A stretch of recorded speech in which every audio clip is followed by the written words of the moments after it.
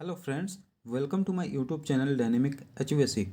सो friends, आज के इस वीडियो में हम जानने वाले हैं सेंट्रल एयर कंडीशनिंग के बारे में। एयर कंडीशनिंग जो सिंपल घरों में यूज होता है उसकी बात नहीं हो रही है, ये यहाँ पे बात हो रही है सेंट्रल एयर कंडीशनिंग। सेंट्रल से आप समझ सकते हैं, जो सेंट्रल किसी एक लोकेशन पे सेंटर किया गया है, किसी एक लोकेशन पे उसको एसी को इंस्टॉल किया गया है और उससे प्रोवाइड किया जा रहा है एयर कंडीशनिंग। तो ये चीज़ कैसे काम करता है, जो सेंट्रल एसी होता है, सेंट्रल एयर कंडीशनिंग, क्या क्या पार्ट्स लगे होते हैं, कैसे काम करता है, उसमें क्या क्या साइकिल होते हैं, ये सारी चीज़ों के बारे में इस वीडियो में हम समझेंगे। ओके, तो सेंट्रल जो एयर कंडीशनिंग होता है, generally central AC use for large और massive amount of areas such as industries, hospitals, malls, hotels, building etcetera. इसमें क्या है, जो जनरली जो air condition central AC use होता है वो लार्ज एरिया के लिए यूज होता है। स्मॉल एरियाज के लिए तो हमारा सिंपल सा एयर कंडीशनिंग यूज होता है। Okay, 1 TR 2 TR। लेकिन अगर लार्ज अमाउंट ऑफ एरियाज़ है, ठीक है, जैसा कि इंडस्ट्री है, उसमें बहुत बड़ा एरिया होता है, हॉस्पिटल्स हो गया, मॉल्स हो गया, बड़े बड़े बिल्डिंग्स होते हैं, तो उन वहाँ उस लोकेशन पे क्या करता है, एयर कंडीशनिंग की ज़रूरत पड़ती है। तो उस एयर कंडीशनिंग में सेंट्रल एयर कंडीशनिंग को इंस्टॉल किया जाता है। इसके क्या रीजन होते हैं ये भी मैं बताऊंगा। जो हमारा सेंट्रल एयर कंडीशनिंग सिस्टम होता है, all the components of system are grouped together in one central areas. इसमें क्या होता है कि जो हमारा जो सेंट्रल एयर कंडीशनिंग के जो सिस्टम लगे होते हैं, जो यूनिट्स होते हैं, अलग अलग यूनिट्स होते हैं, उसको एक तरफ एक जगह पर ग्रुप करके और उससे प्रोवाइड किया जाता है डक्ट के थ्रू उस सर्व्ड एरिया में। सेंट्रल एयर कंडीशनिंग ऐसे काम करता है, एक एरिया पे इसको इंस्टॉल किया जाता है, एक लोकेशन पे इसको इंस्टॉल किया जाता है और उस लोकेशन से डिस्ट्रीब्यूट किया जाता है एयर कंडीशनिंग को डक्ट के थ्रू। सो अगर हम बात करें, if you we talk about advantage of central air conditioning, so there are many merits are hair.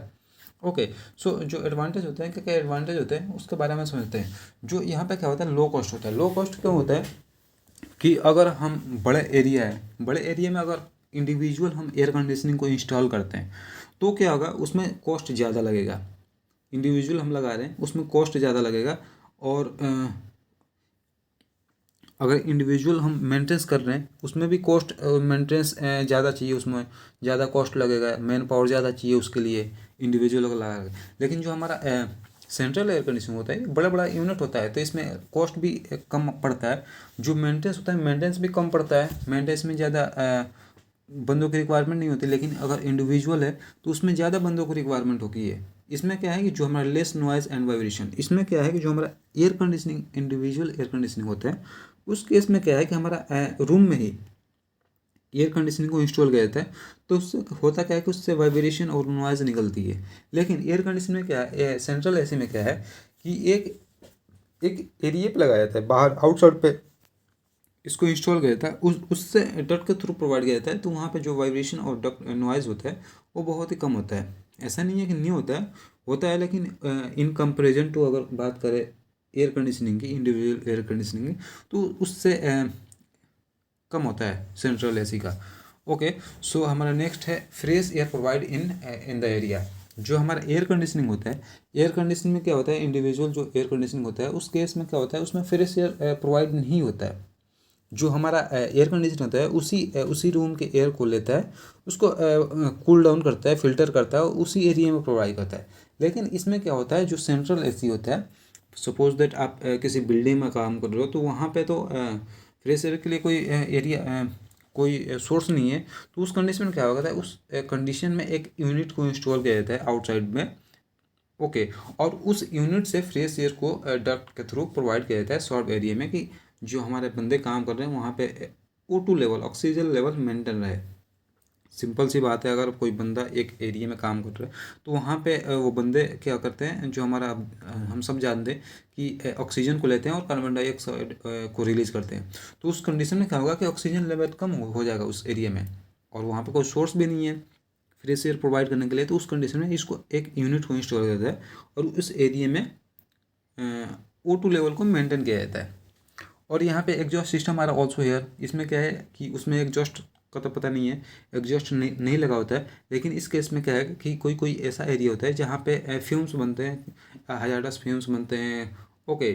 So smoke होते हैं, जैसे किचन एरिया हो गया या फिर कोई लैब हो गया, तो उस कंडीशन में हमें एग्जॉस्ट की रिक्वायरमेंट होती है कि उस एरिया से एग्जॉस्ट को निकालना होता है। तो ये चीज़ सेंट्रल एसी में आसानी से हम कर सकते हैं, ये चीज़ उसमें सेंट्रल एसी में आता है। जैसा कि आप देख सकते हैं यहाँ पे एक हाउस है, इसको सपोज दैट ये हाउस हो गया, ये आपका बिल्डिंग हो सकता है, मॉल्स हो सकता है, हॉस्पिटल्स हो सकता है। तो इस केस में क्या है कि इंडिविजुअल लगाने में कॉस्ट ज़्यादा आएगा और वो मेंटेनेंस भी ज़्यादा आएगा। लेकिन इसमें क्या होता है कि इस एरिया में या तो टॉप फ्लोर पर लगा देते हैं या फिर ग्राउंड फ्लोर में, या फिर किसी एक जो एरिया होता है, एक एरिया में इसको डिसाइड करके यहाँ पे इंस्टॉल कर दिया जाता है और उस एरिया से डक्ट के थ्रू, पाइपलाइन के थ्रू एयर कंडीशनिंग को प्रोवाइड किया जाता है उस एरिया में। ओके। सो अब हम समझ लेते हैं जो हमारा चिलर प्लांट है उस काम कैसे करता है, उसमें क्या क्या सिस्टम लगे होते हैं, ये चीज़ें हम समझ लेते हैं इसमें। सो फ्रेंड्स, यहाँ पे क्या है, जो हमारा चिलर प्लांट है, जो हमारा चिलर होता है उसमें एक रेफ्रिजरेशन साइकिल होती है। एक्चुअली रेफ्रिजरेशन साइकिल का मैंने ऑलरेडी एक वीडियो बना चुका हूँ, जो 2 वीडियो बनाया हूँ, पार्ट 1 पार्ट 2। आप नहीं देखे तो आप जाकर उस वीडियो को आप वॉच कर सकते हैं। अदरवाइज मैं यहाँ पे भी मैं थोड़ा इसको एक्सप्लेन कर देता हूँ जो रेफ्रिजरेशन साइकिल होता है। जो एक्चुअली जो रेफ्रिजरेशन साइकिल है, ये एक ही बहुत इंपॉर्टेंट चीज़ है एयर कंडीशनिंग में। सो ये रेफ्रिजरेशन साइकिल क्या कैसे काम करता है, इसको थोड़ा एक्सप्लेन करता हूँ। तो इसमें 4 पार्ट्स होते हैं मेनली, जो हमारा पार्ट्स होता है 4 होता है। एक कंप्रेसर, यहाँ पे आप देख सकते हैं, यहाँ पे कंप्रेसर है, यहाँ पे कंडेंसर है, और एक्सपेंशन वाल्व और इवापोरेटर। सो इसमें होता क्या है कि जो हमारा कंप्रेसर होता है रेफ्रिजरेंट को कंप्रेस करता है। जो रेफ्रिजरेंट को कंप्रेस करता है तो उसमें क्या होता है कि हमारा जो उसका प्रेशर और टेम्परेचर दोनों बढ़ जाते हैं। तो उस प्रेशर और टेम्परेचर को रिलीज करना होते हैं, तो रिलीज करने के लिए एक कंडेंसर में आता है। और कंडेंसर क्या होता है, कंडेंसर जो वेपर रेफ्रिजरेंट, हाई प्रेशर और हाई टेम्परेचर का जो वेपर रेफ्रिजरेंट होता है उसको यहाँ पे सबकूल करने का काम करता है। उसके बाद ये आता है यहाँ पे सबकूल्ड लिक्विड हमारा आता है एक्सपेंशन वाल्व में। तो जो हमारा एक्सपेंशन वाल्व होता है जो मेनली काम करता है प्रेशर ड्रॉप को, जब प्रेशर ड्रॉप किया जाता है तो उसका होता क्या है कि टेम्परेचर भी ड्रॉप होता है। ये हमारा जो एक गैस है, गैस की एक टेंडेंसी होती है कि जब प्रेशर ड्रॉप होगा तो टेम्परेचर भी ड्रॉप होगा। और यहाँ पे क्या होता है, टेम्परेचर ड्रॉप हो जाता है, तो यहाँ से लिक्विड रेफ्रिजरेंट आता है इवापोरेटर में। इवापोरेटर में क्या होता है कि हमारा जो ये यहाँ पे इवापोरेटर में हीट का एक्सचेंज होता है, और वहाँ पे क्या होता है कि हम जो हमारा लिक्विड रेफ्रिजरेंट है वो वेपर में कन्वर्ट होता है। लो टेम्परेचर लो प्रेशर का वेपर रेफ्रिजरेंट कंप्रेसर में जाता है। तो ये सिंपली एक रेफ्रिजरेशन साइकिल है कि जो हमारा रेफ्रिजरेशन क्या करता है, हमारा रेफ्रिजरेशन साइकिल इस ऐसे ही घूमता रहता है। जो रेफ्रिजरेंट होता है ये ऐसे काम करता है। तो जो हमारा कंप्रेसर से जो हाई प्रेशर हाई टेम्परेचर का जो लिक्विड रेफ्रिजरेंट आता है उसको कूल करने का जो काम होता है, एक तो हमारा चिलर प्लांट की बात कर रहे हैं तो इसमें हमारा कूलिंग टावर के थ्रू ये कूल होता है। इसमें होता क्या है कि जो हमारा कूलिंग टावर है, कूलिंग टावर क्या करता है, कूलिंग टावर से पानी आता है, जो कोल्ड वाटर आता है हमारा जो कंडेंसर में। कंडेंसर में क्या होता है, हीट का एक्सचेंज होता है।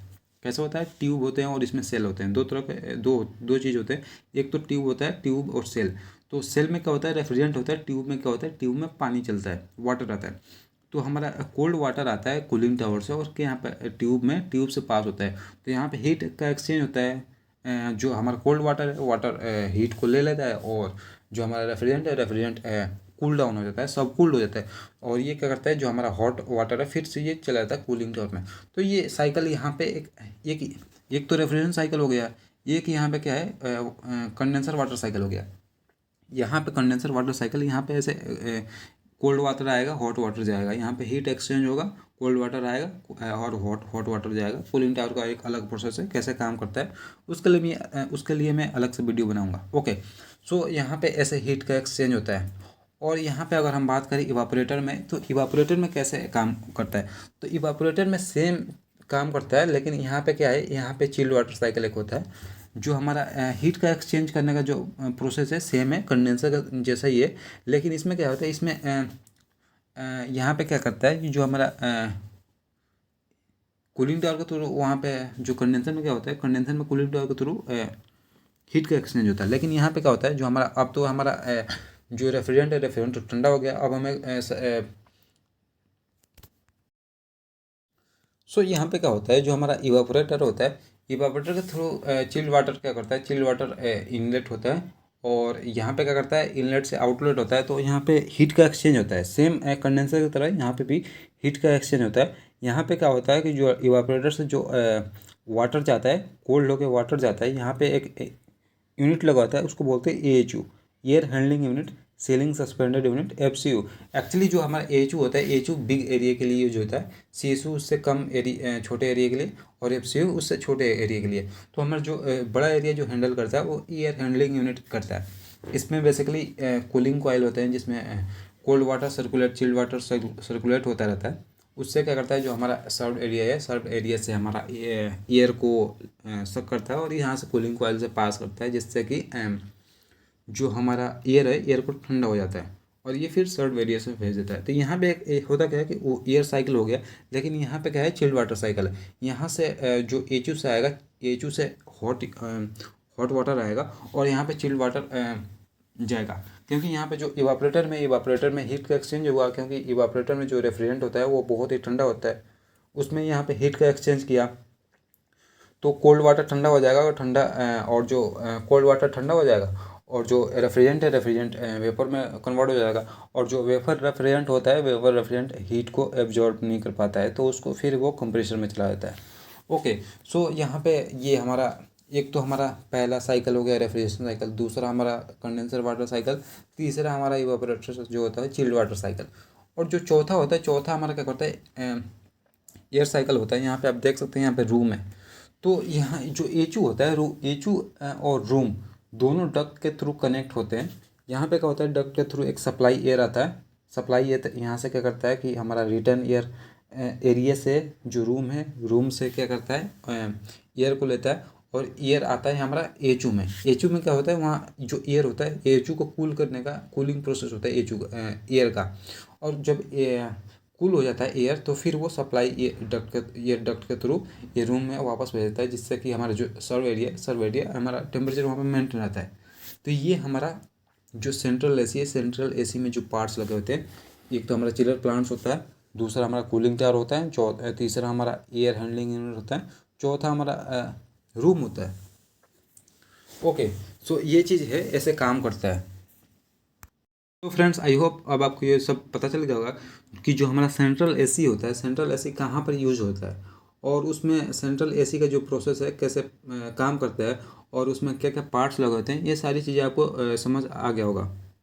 और उसमें जो हमारा साइकिल होता है, refrigeration cycle, condenser water cycle, chilled water cycle और एयर साइकिल, ये चीज़ें कैसे काम करती है, और एक पूरा सेंट्रल एसी जो होता है वो कैसे काम करता है, ये चीज़ें के बारे में बताया, और आपको आई होप समझ आ गया होगा। मैं आशा करता हूँ ये वीडियो आपको अच्छा लगा होगा।